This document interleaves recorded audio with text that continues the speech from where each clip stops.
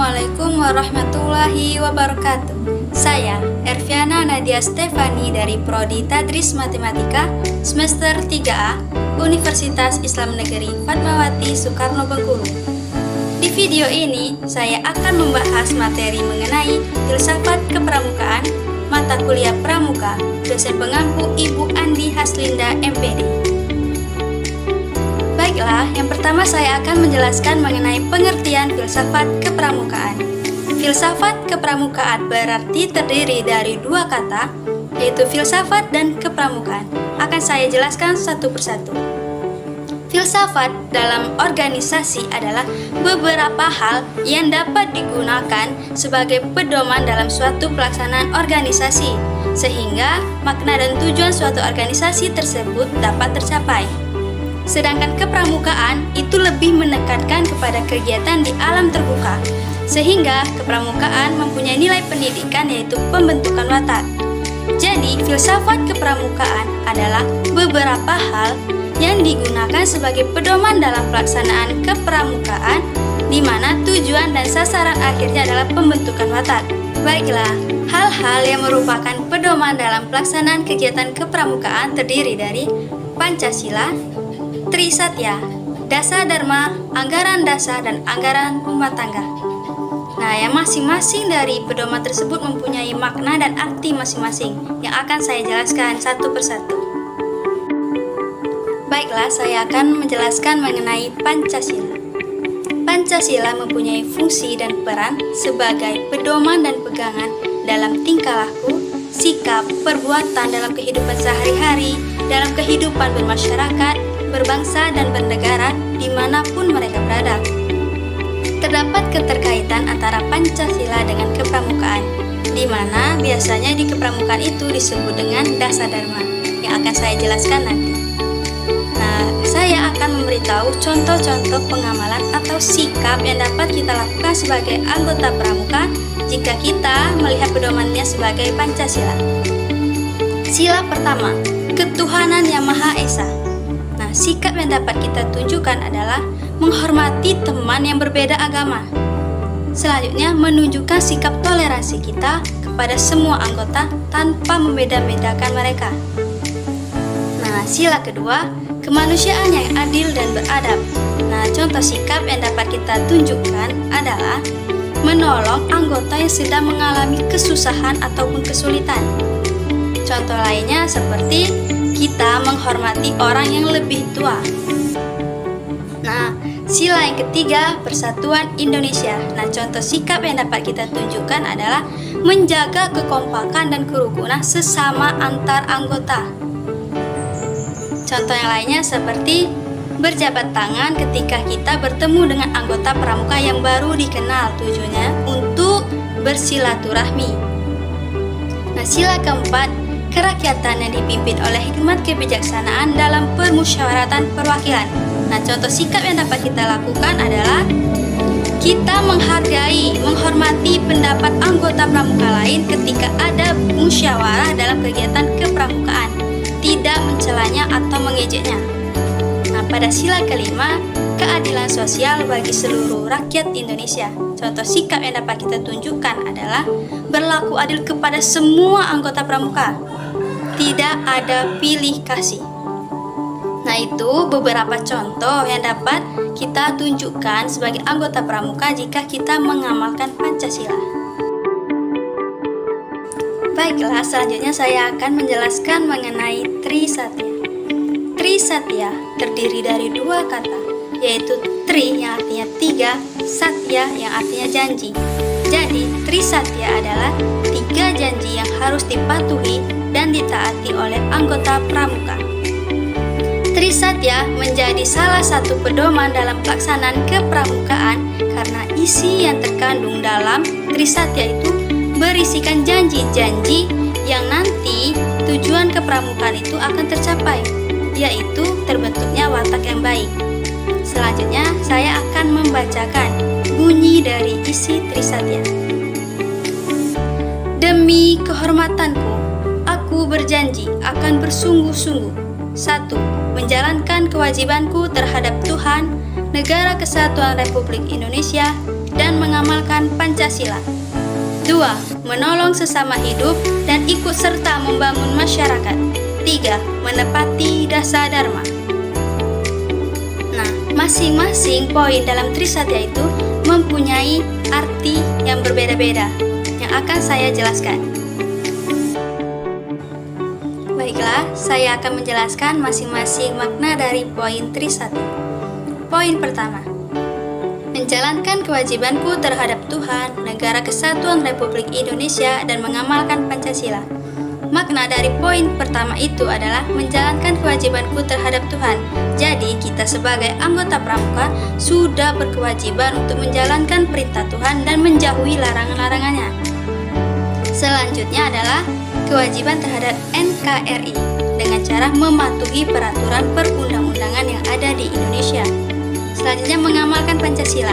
Sudah saya jelaskan sebelumnya mengenai amalan-amalan atau sikap yang dapat kita tunjukkan jika kita melihat sila dari Pancasila. Nah, dengan mengamalkan tersebut, insya Allah kita akan terbentuk watak yang baik. Karena itulah disebutkan juga janji Trisatya, yaitu mengamalkan Pancasila. Selanjutnya poin kedua, menolong sesama hidup dan ikut serta membangun masyarakat. Pada poin kedua ini lebih menekankan bahwa pentingnya sikap tolong-menolong sesama makhluk hidup. Selain itu, anggota pramuka juga dituntut untuk ikut serta dalam membangun masyarakat dengan ikut berpartisipasi dalam upaya membangun masyarakat. Poin ketiga yaitu menepati dasa dharma.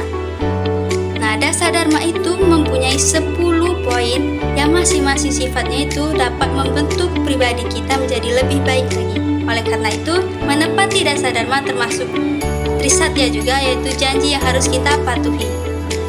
Karena dapat mengubah perilaku kita menjadi lebih baik lagi.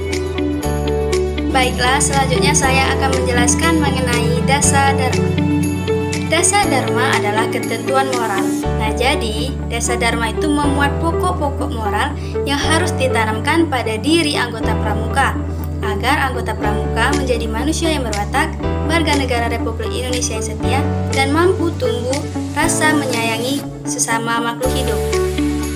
Nah, selanjutnya saya akan membacakan isi dari dasa dharma. Dasa dharma pramuka itu: 1. Takwa kepada Tuhan Yang Maha Esa. 2. Cinta alam dan kasih sayang sesama manusia. 3. Patriot yang sopan dan ksatria. 4. Patuh dan suka bermusyawarah. 5. Rela menolong dan tabah. 6. Rajin, terampil dan gembira.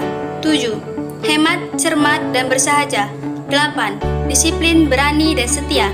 9. Bertanggung jawab dan dapat dipercaya. 10. Suci dalam pikiran, perkataan, dan perbuatan. Nah, di mana masing-masing dari poin dasar dharma itu memiliki makna tersendiri.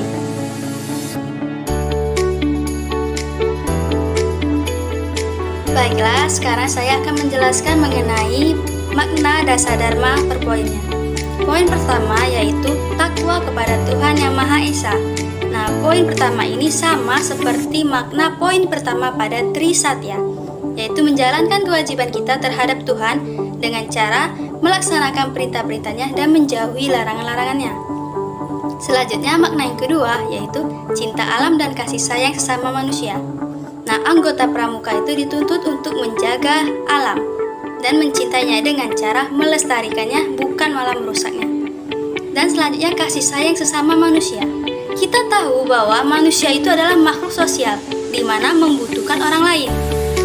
Oleh karena itu, kita harus menyayangi dan mencintai sesama manusia. Nah, selanjutnya poin ketiga yaitu patriot yang sopan dan ksatria. Anggota pramuka dituntut untuk menjadi orang yang sopan, seperti menghormati orang yang lebih tua dan menyayangi orang sesama muda. Selanjutnya, patriot yang ksatria artinya orang yang cinta tanah air dan berani. Jadi anggota pramuka harus menjadi orang yang berani dan cinta tanah air. Nah, selanjutnya poin yang keempat yaitu patuh dan suka bermusyawarah. Nah, anggota pramuka itu harus patuh terhadap semua keputusan yang telah ditetapi saat bermusyawarah. Anggota pramuka juga harus menghargai pendapat orang lain. Nah, selanjutnya poin yang kelima yaitu rela menolong dan tabah. Kita sebagai anggota pramuka harus saling tolong menolong tapi dengan rasa ikhlas, rela bukan untuk mendapat pujian. Nah, selanjutnya yaitu tabah. Kita sebagai anggota pramuka ketika menghadapi tantangan, kita harus tabah. Insya Allah semua tantangan itu dapat kita lewati. Baiklah, poin selanjutnya adalah rajin, terampil, dan gembira. Anak pramuka itu dituntut untuk selalu rajin, bukan bermalas-malasan. Dalam pramuka juga, anggota pramuka itu berhak mengeluarkan kreativitasnya dan keterampilannya. Selain itu, materi yang ada di pramuka itu tidak hanya monoton materi saja, melainkan menggunakan kegiatan-kegiatan yang gembira sehingga materi pramuka dapat dipahami. Selanjutnya, poin yang selanjutnya adalah hemat, cermat, dan bersahaja. Anggota pramuka diajarkan untuk selalu hemat, tidak menghambur-hamburkan uang. Jadi selalu berhati-hati dalam mau apa dia gunakan untuk dirinya, dipikirkan baik-baik. Selanjutnya, poin yang ke-8 yaitu adalah disiplin, berani, dan setia. Anak pramuka itu dituntut harus mentaati peraturan-peraturan yang berlaku di Indonesia. Anak pramuka juga dituntut untuk selalu berani dalam menghadapi tantangannya. Selanjutnya, anak pramuka juga harus setia pada semua rekan kerjanya ataupun pada semua orang yang dikenalnya. Selanjutnya, poin yang selanjutnya adalah bertanggung jawab dan dapat dipercaya. Anggota pramuka itu harus bertanggung jawab atas perbuatan yang telah dilakukannya. Harus bertanggung jawab juga pada tugas-tugas yang telah diberikan kepadanya. Dan omongan-omongan yang keluar dari mulutnya itu harus dapat dipercaya. Selanjutnya, poin terakhir adalah suci dalam pikiran, perkataan, dan perbuatan. Anggota pramuka harus mempunyai nalar pikir yang baik. Jangan sampai memikir-mikirkan hal yang negatif. Selanjutnya, dalam perkataan dan perbuatan juga itu harus hati-hati. Jangan sampai mereka mengeluarkan perkataan yang kotor atau perbuatan-perbuatan yang tercela. Jadi, 10 poin dasar Dharma itu mempunyai makna tersendiri-sendiri agar membuat watak kita menjadi lebih baik lagi. Baiklah, selanjutnya saya akan menjelaskan mengenai anggaran dasar. Anggaran dasar AD adalah seluruh pengaturan langsung mengenai organisasi dan hubungan organisasi dengan anggotanya guna menciptakan tatanan organisasi. Nah, anggaran dasar ini memiliki 12 bab dan 63 pasal, di mana sudah saya lampirkan pada PowerPoint saya judul-judul babnya dan pasalnya. Baiklah, selanjutnya saya akan menjelaskan mengenai anggaran rumah tangga. Anggaran rumah tangga ART adalah penjelasan lebih lanjut dari poin-poin anggaran dasar. Nah, sedangkan anggaran rumah tangga ini mempunyai 11 bab dan 134 pasal. Yang masing-masing nama babnya itu sama seperti dengan anggaran dasar. Ada perbedaannya pada pasalnya yang akan saya jelaskan nanti. Nah, jadi anggaran rumah tangga dan anggaran dasar itu merupakan pedoman dalam kepramukaan karena yang terkandung dalam AD dan ART ini mengenai kepramukaan itu sendiri. Baiklah, selanjutnya saya akan menjelaskan perbedaan dari AD ART. Nah, pada anggaran dasar bab 1 itu adalah judulnya nama, status, tempat, dan hari pramuka, di mana tempatnya diletakkan di pasal 1 ayat 1 sampai 4. Sedangkan anggaran rumah tangga itu judulnya sama bab 1, yaitu nama, status, tempat, dan hari pramuka. Perbedaannya terletak pada isi dari bab 1 tersebut, di mana sebelumnya telah saya jelaskan mengenai ART adalah lanjutan dari poin-poin anggaran dasar. Nah, pada anggaran dasar pasal 1 ayat 1 itu menjelaskan mengenai nama, tapi tidak panjang, cuma singkat. Sedangkan di anggaran rumah tangga mengenai nama itu diperpanjangkan lagi poinnya. Jadi dari PowerPoint yang saya tampilkan kelihatan jelas mengenai perbedaan dari AD dan ART, yaitu pada isi masing-masing bab, di mana ART itu melanjutkan poin-poin dari anggaran dasar. Baik, Baiklah, sekian pembahasan dari saya mengenai filsafat kepramukaan. Semoga apa yang saya sampaikan dapat dipahami dan dimengerti dan dapat bermanfaat bagi kita semua. Baiklah, apabila terdapat kata-kata saya yang salah, kurang berkenan ataupun menyinggung, saya mohon maaf dan kepada Allah saya mohon ampun. Saya akhiri. Wabillahi taufiq wal hidayah. Wassalamualaikum warahmatullahi wabarakatuh.